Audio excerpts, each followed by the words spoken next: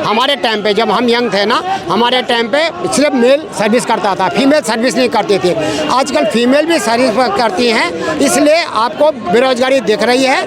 और जो सक्षम है, जो जिसके अंदर काबिलियत है, उसको जॉब मिल रही है। मैं फौज से रिटायरमेंट के बाद 54 साल में मैं रिटायर हुआ, 32.5 साल मेरी फौज की नौकरी है। मैं नौकरी नहीं करना चाहता था, मुझे फ़ोन करके बुला के, जिनको मैं जानता भी नहीं हूँ, उन्होंने मुझे फ़ोन करके बुला के आपके लिए नौकरी है। तो जिसके अंदर काबिलियत है ना, उसको नौकरी मिलेगी।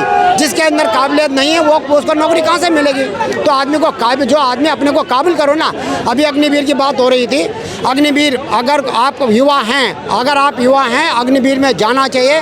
आप जो 4 साल में पहले तो आप आगे जाएंगे। अगर आप भाई वे नहीं गए तो नहीं जाने के बाद भी आप इतने डिसिप्लिन, आप इतने कुछ सक्षम हो जाएंगे कि आप अपनी बहन बेटियों को बचा सकते हैं। जो कश्मीर में जो हुआ था ना, अपनी बहन बेटियों को छोड़ के तुम यहाँ से भाग जाओ, वैसे नहीं भागते। जो हमारी सुरक्षा में दिन रात वहाँ खड़े हैं, जिसकी वजह से हमारा परिवार सुरक्षित है, वो वहाँ पत्थर खा रहे हैं। वो भी किन से? इन जैसे लोगों से, जो चंद मुट्ठी देर भी नहीं है। उनको आते ही सब इन्होंने समाप्त किया। तुम आज तक काला चश्मा लगा कर बैठे थे। अगर यही काम विपक्ष ने किए होते तो क्या जरूरत थी मोदी जी को आने की? वो तो एक संगठन में थे, उसके बाद गुजरात गए, गुजरात के सीएम बने। गुजरात के अंदर आज देखो हमारे देश का 18% GDP का योगदान है। तो देखिए ना, कार्य करने की क्षमता हो ना, तो इंसान आगे बढ़ता ही बढ़ता है। मेरे अंदर क्षमताओं की जरूरत है ना, मैं कहीं भी बंदा जा सकता है। आप अपने कार्यों के अभाव से आगे जा सकते हैं, बातों से नहीं। विपक्ष ने सिर्फ बातें करी हैं। उनको राजयोग चाहिए था। पुश्तैनी एक कुर्सी चली आ रही थी, जब उनको लगता था खिसकने लगी है, चोरों से उन्होंने गठबंधन कर दिए, बच गई। फिर उनको लगा उसको गाली भ्रष्टाचार के आरोप लगाते थे, फिर उनको लगा खिसकने लगी है, फिर वही करते थे। मतलब मेन पंगा तो कुर्सी का ही है।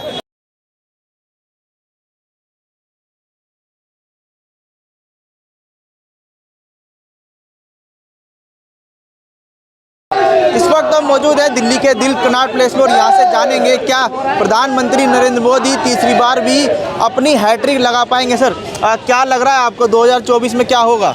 मोदी जी आ रहे हैं, जोरों शोरों से आ रहे हैं, डंके की चोट पे मोदी जी आ रहे हैं 2024 में। क्या क्या काम उन्होंने कुछ ऐसा किया हो जो तीसरी बार भी दोबारा अपनी कुर्सी पर काबिज होंगे? देखिए, ये एक ऐसे हमारे देश के प्रधानमंत्री है ना, जो अपने कार्यशैली को दिखाते हुए आ रहे हैं। इनके ऊपर कुछ ऐसा नहीं है, परिवारवाद को लेकर के आने वाले प्रधानमंत्री नहीं है ये अपने कार्यों को दिखा करके आने वाले प्रधानमंत्री हमारे देश के अंदर। जैसा 9 सालों के अंदर जितनी रफ्तार से काम हुए हैं ना, चाहे वंदे भारत ट्रेनें आप ले लो, एक्सप्रेसवे उठा लो, मंदिरों के निर्माण ले लो, आप 5वीं अर्थव्यवस्था ले लो, घर घर शौचालय नीति ले लो, आवास योजना ले लो, राशन देख लो, कोरोना काल से जैसे हमने निपटा वो देख लो, वैक्सीन जैसे बनाई जिसको अदर्स कंट्रियों ने भी लिया। और आज हम इस मुकाम पर खड़े हैं जहां बम ब्लास्टों की अनाउंसमेंट होती थी दिवाली दशहरे के समय, और आज कुछ सुनने को नहीं मिल रहा। निडर हो करके हम यहाँ पर खड़े हैं। जो प्रधानमंत्री मोदी का पूरी भाजपा का मैनिफेस्टो था 370 को हटाने का, राम मंदिर, वो मुद्दे तो समाप्त हो गए, बन गया है, मंदिर भी बन गया, 370 भी हट गई। अब क्या मुद्दे होंगे 2024? अभी मुद्दे तो ये राम मंदिर, तो विपक्ष तो कहता था मंदिर बनाएंगे, डेट नहीं बताएंगे, अब डेट भी बता दी। इनके होश उड़े। अब कहीं तो नेता अनाउंस कर रहे हैं, भैया बस जा रही है, जाना है राम मंदिर। किसी की नानी मना कर रही थी, किसी का दादा मना कर रहा था, अब सबके पूर्वज ऊपर से उतर के आए श्राद्धों में और बोला नहीं भैया राम मंदिर जाइयो। अब सबकी जागरूकता जाग गई। अरे मोदी जी ने जो निश्चय लिया वो 2014 में थोड़ा ना लिया था राम मंदिर का। बरसों से भाजपा संघर्ष करती आ रही है राम मंदिर का मुद्दा उठा करके। 370 का, आज 370 वहाँ से हटी। तुम कहते थे खून की नदियाँ बह जाएंगी, क्या भाई 1 इंच खून गिरा? उल्टा आप देखो 15 अगस्त के ऊपर तिरंगा ही तिरंगा लहरा रहा था। जहाँ मैं तो कहता हूँ एक छोटा सा आम आदमी घर परिवार का बंदा कहता होगा ना मम्मी मुझे कश्मीर घूमने जाना, उसका परिवार कहता है भैया मत जाइयो और तू कहीं भी चला जा। इतना आतंकवाद था वहाँ पे ऊपर, पत्थरबाज सेना को पत्थर मारते करते थे और हम देखते थे जो हमारी सुरक्षा में दिन रात वहाँ खड़े हैं, जिसकी वजह से हमारा परिवार सुरक्षित है, वो वहाँ पत्थर खा रहे हैं, वो भी किन से, इन जैसे लोगों से जो चंद मुट्ठी देर भी नहीं है। उनको आते ही सब इन्होंने समाप्त किया। तुम आज तक के काला चश्मा लगा कर बैठे थे। अगर यही काम विपक्ष ने किए होते तो क्या जरूरत थी मोदी जी को आने की? वो तो एक संगठन में थे, उसके बाद गुजरात गए, गुजरात के सीएम बने। गुजरात के अंदर आज देखो हमारे देश का 18% GDP का योगदान है। तो देखिए ना, कार्य करने की क्षमता हो ना तो इंसान आगे बढ़ता ही बढ़ता है। मेरे अंदर क्षमताओं की जरूरत है ना, मैं कहीं भी बंदा जा सकता है। आप अपने कार्यों के अभाव से आगे जा सकते हैं, बातों से नहीं। विपक्ष ने सिर्फ बातें करी हैं, उनको राजयोग चाहिए था। पुश्तैनी एक कुर्सी चली आ रही थी, जब उनको लगता था खिसकने लगी है, चोरों से उन्होंने गठबंधन कर दिए, बच गई।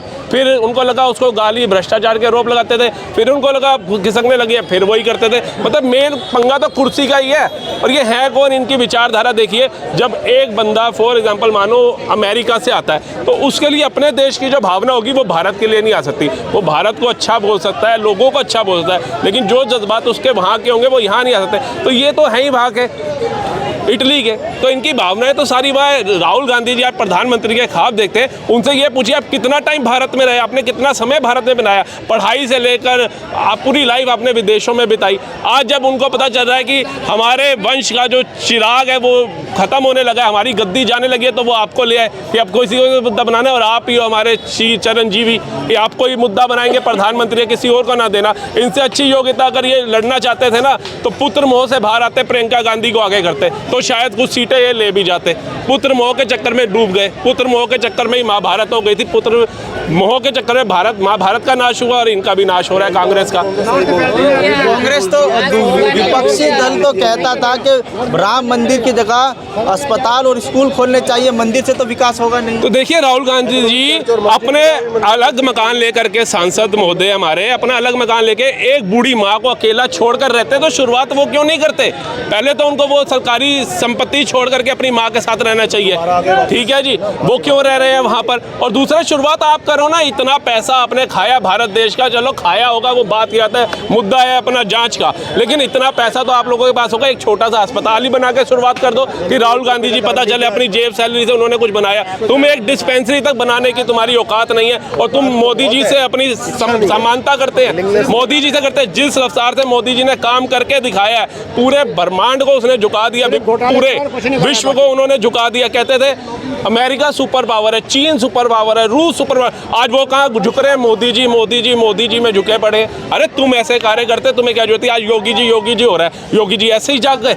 हर स्टेट को आज योगी सीएम चाहिए, क्यों चाहिए? उनके कार्य बोल रहे हैं, आज उनके कार्य बोल रहे हैं। योगी जी इतने सीएम है, मोदी सेना में कम सीएम है, कितने हैं, लेकिन योगी क्यों रहे? अपने कार्यों के अभाव पर आ रहे हैं हम। तो तुम भी ऐसा कार्य करो, इस समय ये मत करो चाय वाला, डिग्री, रफेल, अडानी अंबानी, भाई ये तो अडानी अंबानी, तो तुम राजस्थान के अंदर 60,000 का रोड का क्यों प्रोजेक्ट लगवा रहे हो? तुम्हारी सरकार है, छत्तीसगढ़ में है महंगाई का रोड रो रहे हो तुम, सबसे ज्यादा पेट्रोल तुम्हारे वहां पर, बेरोजगारी भ्रष्टाचार सबसे ज्यादा तुम्हारे वहां पर, बलात्कार, हिंसा, मर्डर सब कुछ तुम्हारे उधर। तो पहले उनको तो रोको, उनको तुम्हारे को रोका नहीं जाता और तुमको चिंता हो चुकी है आजकल वो गाजा की और फिलिस्तीन की और इजराइल की। अरे भैया ये हिम्मत दिखाते तुम तब जब कश्मीरी हिंदुओं को वहाँ से नरसंहार करके भगाया जाता था, जब अनाउंसमेंट हो रही थी अपनी बहन बेटियाँ छोड़ जाओ और तुम निकल जाओ, तब तुम्हारी आत्मा जागती, तब आज तुम्हारा हिंदू क्या पूरा हिंदुस्तान खड़ा होता। लेकिन तुमने सिर्फ धर्म की राजनीति करी, तुमने और कुछ नहीं किया। क्या तुम्हारे पास सेना बल कम था? क्या हमारी सेना उस समय इतनी कमजोर थी कि तुम कश्मीर के अंदर ये तो आतंकवाद था, इसको नहीं हटा सकते थे? और आतंकवाद का मेन चेहरा जिसको मनमोहन सिंह जी सम्मानित करते अपने वहाँ पे बुला करके, अपने वहाँ पर बुला करके उसको सम्मानित करते हैं वो। ऐसे हमारे प्रधानमंत्री का एक दायित्व होता है, एक सम्मान होता है, उनके पद की एक गरिमा होती है। लेकिन जब भी विदेश से कोई नेता आता था तो हमारे मनमोहन सिंह जी साथ वाली चेयर पर होते थे और कांग्रेस की अध्यक्ष सोनिया गांधी साथ बैठी होती थी। तो ये सम्मान था हमारे प्रधानमंत्री का, इतना पढ़ा लिखा अर्थशास्त्री प्रधानमंत्री हमारे देश का, जिसको आज तक विपक्ष भी, हमारे मोदी जी भी उनकी तारीफ करते हैं, मनमोहन सिंह जी की, उनको आप दरकिनार करते थे। ये था पद का सम्मान। आज देखिए आप बड़े बड़े नेता आते हैं, बड़े बड़े G20 की अध्यक्षता जब भारत में हुई, आप देखिए किसी के साथ क्या अमित शाह जी आपको दिखे, राजनाथ जी, जो पद जो सम्मान मोदी जी का था वो उन्होंने ही निभाया। और सबसे ज़्यादा खुशी क्या हुई, आप एक चीज़ बताता हूँ, ये कहते थे ना मोदी जी विदेशों के दौरे करते हैं, विदेशों के दौरे में देखिए हमारी भारतीय संस्कृति, जब हम अदर्स लोगों को उसके अंदर झलकता हुआ देखते हैं, हमारा सम्मान भी बढ़ता है, हमें खुशी भी होती है। जब G20 यहाँ हुआ, सब राजघाट के ऊपर नंगे पैर चला दिए बड़ी बड़ी सुपर पावर के प्रधानमंत्री, और उनके साथ जितनी उनकी नारियाँ आई थी, स्त्री आई थी, सब हमारी भारतीय संस्कृति साड़ी के अंदर जा रही थी। तो ये सम्मान मैं कहता हूँ मोदी का अकेले का थोड़ी ना, मोदी जी ने थोड़ी ना कहा मेरी तरह, ये तो पूरे 140 करोड़ हिंदुस्तानियों का गर्व सीना हो गया जब एक सुपर पावर बोलता है मोदी इज अ बॉस। दूसरा सुपर पावर कंट्री जिसके वहाँ सांसद व्याकुल हो जाते हैं एक फोटो खिंचाने के लिए और एक ऑटोग्राफ लेने के लिए, तो वो सम्मान मोदी जी का थोड़ी ना बढ़ रहा है, ये 140 करोड़ हिंदुओं का, हिंदुस्तानियों का बढ़ रहा है। ये उनका थोड़ी ना वो बढ़ा के, वो तो भारत का नाम रोशन करे सर। इस यही मेन पॉइंट है जो हर बंदा, हर युवा, बुजुर्ग, महिला सब चाहते हैं कि 2024 में मोदी हो। ये 26 गठबंधन बना ले, 26 के ये 48 कर ले, इनका कुछ हल नहीं निकलने वाला। ये जो बच्चे कुछ इनमें एक होंगे ना, वो भी जाएंगे इनके चक्कर के अंदर, और कुछ नहीं होगा। राजघाट के ऊपर नंगे पैर चला दिए बड़ी बड़ी सुपर पावर के प्रधानमंत्री, और उनके साथ जितनी उनकी नारियाँ आई थी, स्त्री आई थी, सब हमारी भारतीय संस्कृति साड़ी के अंदर जा रही थी। तो ये सम्मान मैं कहता हूँ मोदी का अकेले का थोड़ी ना, मोदी जी ने थोड़ी ना कहा मेरी तरह, ये तो पूरे 140 करोड़ हिंदुस्तानियों का गर्व सीना हो गया जब एक सुपर पावर बोलता है मोदी इज अ बॉस। दूसरा सुपर पावर कंट्री जिसके वहाँ सांसद व्याकुल हो जाते हैं एक फोटो खिंचाने के लिए और एक ऑटोग्राफ लेने के लिए, तो वो सम्मान मोदी जी का थोड़ी ना बढ़ रहा है, ये 140 करोड़ हिंदुओं का, हिंदुस्तानियों का बढ़ रहा है। ये उनका थोड़ी ना वो बढ़ा के, वो तो भारत का नाम रोशन करे सर। इस यही मेन पॉइंट है जो हर बंदा, हर युवा, बुजुर्ग, महिला सब चाहते हैं कि 2024 में मोदी हो। ये 26 गठबंधन बना ले, 26 के ये 48 कर ले, इनका कुछ हल नहीं निकलने वाला। ये जो बच्चे कुछ इनमें एक होंगे ना, वो भी जाएंगे इनके चक्कर के अंदर, और कुछ नहीं होगा। आपको क्या लग रहा है 26 जो दल इकट्ठा हुए हैं, कितना असर रहेगा इनका? इनका कोई असर नहीं रहेगा, इनका कुछ नहीं। मोदी के सामने ये जीरो हैं। मोदी है, 24 में मोदी रहेगा, 29 में मोदी रहेगा, उसके बाद योगी आएगा, योगी के बाद विश्व शर्मा आएगा। कांग्रेस का जब तक ये पप्पू है तब तक कांग्रेस के कोई वोट नहीं मिलने का। रीजनल होने के नाते हो सकता है कि वहाँ पे जैसे कर्नाटक में मिल गया ना, लेकिन जहाँ सेंटर की बात होगी, सेंटर में मोदी जी को ही वोट मिलेगा, ठीक है ना। तो हम अभी योगी मोदी को देख रहे हैं, आगे योगी को देखेंगे, उसके बाद विश्व शर्मा को देखेंगे। ये हाँ, विपक्ष तो कह रहा है कि पूरे देश में रोजगार नहीं है, महंगाई बहुत ज़्यादा है। देखो रोजगार का जहाँ तक आपको बता रहा हूँ, हमारे टाइम पे जब हम यंग थे ना, हमारे टाइम पे सिर्फ मेल सर्विस करता था, फीमेल सर्विस नहीं करती थी। आजकल फीमेल भी सर्विस करती हैं, इसलिए आपको बेरोजगारी दिख रही है। और जो सक्षम है, जो जिसके अंदर काबिलियत है, उसको जॉब मिल रही है। मैं फौज से रिटायरमेंट के बाद 54 साल में मैं रिटायर हुआ, 32.5 साल मेरी फौज की नौकरी है। मैं नौकरी नहीं करना चाहता था, मुझे फ़ोन करके बुला के, जिनको मैं जानता भी नहीं हूँ, उन्होंने मुझे फ़ोन करके बुला के आपके लिए नौकरी है। तो जिसके अंदर काबिलियत है ना, उसको नौकरी मिलेगी। जिसके अंदर काबिलियत नहीं है, वो उसको नौकरी कहाँ से मिलेगी?